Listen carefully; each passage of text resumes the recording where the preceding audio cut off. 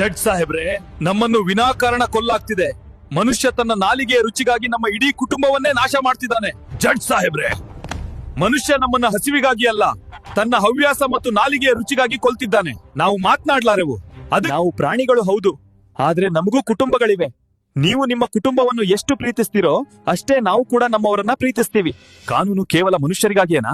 ನಮ್ಮ ಜೀವನದ ಕಥೆ ಏನು? ನಮಗೆ ಬದುಕುವ ಹಕ್ಕಿಲ್ವೇ? ನೀವೇ ಹೇಳಿ. ಜಡ್ಜ್ ಸಾಹೇಬ್ರೆ, ಆರ್ಡರ್.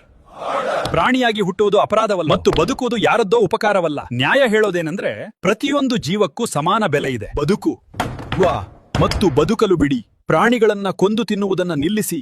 ಅವರಿಗೂ ಜೀವವಿದೆ. ನಿಮ್ಗೆಲ್ಲರಿಗೂ ಕೈ ಮುಗಿದು ಕೇಳ್ಕೊಳ್ತೀನಿ, ದಯವಿಟ್ಟು ಈ ವಿಡಿಯೋವನ್ನು ಜಾಸ್ತಿ ಶೇರ್ ಮಾಡಿ. ಬಹುಶಃ ಇದನ್ನು ನೋಡಿ ಜನರಿಗೆ ನಮ್ಮ ಮೇಲೆ ದಯೆ ಬರಬಹುದು. ನಮ್ಮ ಪರವಾಗಿ ಧ್ವನಿ ಎತ್ತಿದ ಈ ಸಹೋದರನ್ನುಗಳು ಫಾಲೋ ಮಾಡಿ.